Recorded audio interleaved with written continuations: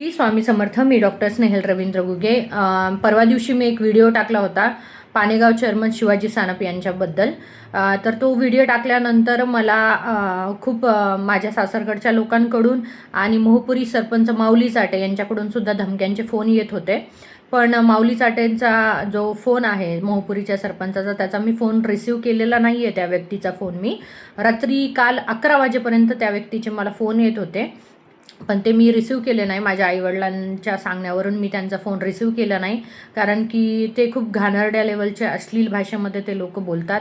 आणि हा जो माऊली चाटे आहे हा शिवाजी सानप यांनी पाळलेला गावगुंड आहे. तो अशा प्रकारे धमक्या देण्याचा लोकांना प्रयत्न करतो. जे शिवाजी सानपच्या विरोधात जाते त्यांच्यासाठी हे काम करतात.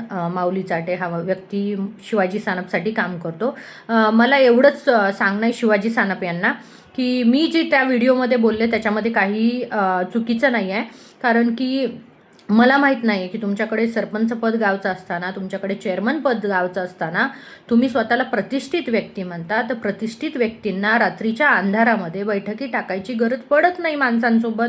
प्रतिष्ठित व्यक्ती, चांगल्या व्यक्तींना अंधारामध्ये रात्रीच्या बैठकी टाकून प्रकरणं मिटवण्याची, चुकीचे दरवाजे लावून बैठकी बसवण्याची गरज नाही. जो व्यक्ती बरोबर असतो ना त्याला रात्रीच्या अंधारामध्ये बैठकी बसवण्याची गरज पडत नाही. तो दिवसा सगळ्यांच्या समोर योग्य तो निर्णय घेतो. जो चुकीचा असतो त्याला रात्रीच्या बैठकी बसवावं लागतात. जर तुम्ही चुकीचे नाही आहेत तर तुम्ही का लपता? माझ्या लग्नाच्या प्रकरणामध्ये तुम्ही लग्न जमवायला होता, लग्नाला होता, प्रत्येक गोष्टीला तुम्ही होता. मग आज माझ्यासोबत जे चुकीचं वागणं चालू आहे त्यावेळेस तुम्ही स्वतः पण कुलूप लावून पळून जाता आणि माझ्या सासरकडच्या लोकांना सुद्धा कुलूप लावून पळून जाता.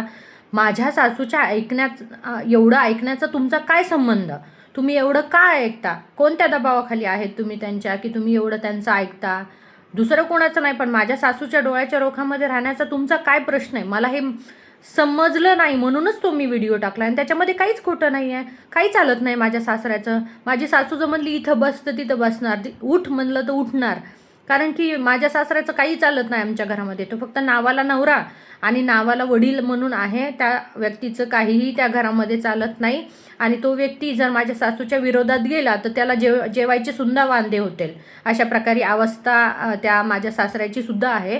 त्याच्यामुळं हा एक प्रतिष्ठित व्यक्ती आहे शिवाजी सानप गावचा, चेअरमन आहे, सरपंच पद त्याच्या घरात आहे.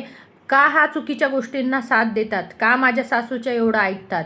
याचं उत्तर मला पाहिजे. मी चेअरमन शिवाजी सानपला हे सांगू इच्छिते की ह्याला त्याला धमकी द्यायला लावण्यापेक्षा समोर माझ्या या, लपून बसू नका. तुम्ही खोटे नाहीत ना, मग तुम्हाला भीती कशाची आहे? तुम्ही समोर कसं काय येत नाही? समोर येऊन विचारा तू अशी का म्हणते ते, मी देते ना उत्तर तुम्हाला. असं लपून छपून करू नका कामं. तुम्हाला पण माहिती आहे की तुमच्या अंगाखाली तुमच्या किती अंधार आहे ते, आणि त्या तुमच्या जवळच्या गोष्टी, तुमच्या सगळ्या गोष्टी मला माहीत आहेत ते. तर त्या गोष्टी मी ओपन जर केल्या ना तर तुम्हाला तोंड दाखवायला सुद्धा जागा उरणार नाही. त्याच्यामुळे तुम्ही कशाला हे असे कामं करता? ह्याला त्याला सांगून मला धमक्याला यायला लावता. समोर या, मला विचारा. तुम्हाला प्रॉब्लेम होतो ना माझ्या व्हिडिओवरून, तुम्ही येऊन समोर मला बोला ना, समोर येऊन धमक्या द्या. ह्याला का धमक्या द्यायला लावता? चुकीचे तुम्ही आहेत. चुकीचे करून सुद्धा तुम्ही वरून मला धमक्या देण्याचा तुम्हाला बिलकुलही अधिकार नाही आहे शिवाजी सानप. मी तुम्हाला एवढं सांगू इच्छिते, मी जो व्हिडिओ टाकला आहे त्याच्यामध्ये काहीही खोटं नाही आहे. तुम्ही माझ्या सासूच्या एवढं का ऐकण्यात आहे हे गोष्ट मला पण जाणून घ्यायची आहे. तुम्ही समोर या आणि मला उत्तर द्या.